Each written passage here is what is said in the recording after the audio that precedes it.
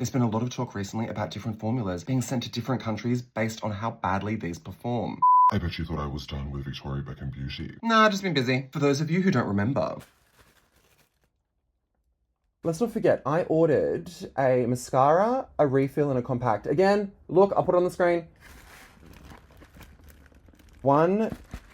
2 products. Well, looky here. Thanks, Mecca, for sending me the compact that Victoria Beckham Beauty didn't send me after I paid for it. I know some time has passed since this has dropped, but I was waiting for Mecca to stock the Cocoa Pave pencil. I knew it'd be released for holiday because every holiday, Victoria Beckham Beauty releases an edgy pencil. Plus, her sales reps kept telling everyone on the internet that I was about to be released, yet I'm the one that's banned. I have some tea!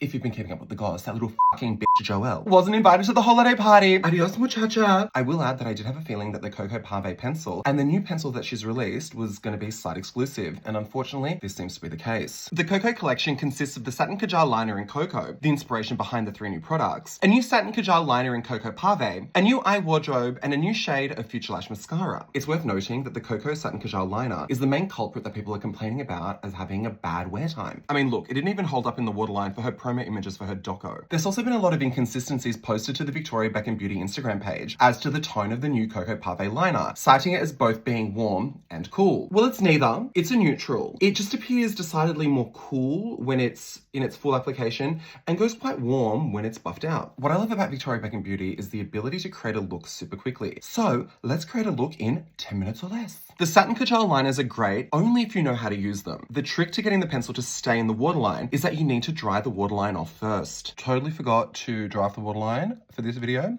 And look, it's already coming off. These liners are great as a base and as a single shadow look, but you need to layer them for not only depth, but to create a gradient and for adequate wear time. It's the downside of a gel-based pencil, alongside having no staying power in any skin folds, but you're afforded much more playtime and room for error. There has been a lot of talk online about the pencils which were shipped to Mecca being of inferior quality. I can't speak to that, as I've only ever gotten my pencils from the Victoria Beckham Beauty website directly, but I will point out that the liners are one of the few products that is not sold out in any capacity at Mecca. The eye wardrobe is great, but it harps back to the inconsistencies between formulas and finish that we saw in her original eye bricks. This is much more your mature, demure, and very mindful palette with much more muted metallics. I suspect this was to allow Cocoa Pave to shine. I've said it before and I'll say it again, this stupid huge shade needs to be divided into 2 with a highlight added to the palette. This shade is just going to be too deep for a lot of skin tones as a highlighter, and tonally is just off to celebrate our melanated beauties. I did use it as an inner corner highlight for this look, but as per usual with any Victoria Beckham Beauty palette, I had to use an external highlighter to highlight my brow bone, because who wants a dark smoky brow bone? Overall, the palette is great, and it is a mixture of both warm and cool tones. My biggest gripe with this palette is that the transition shade is a warm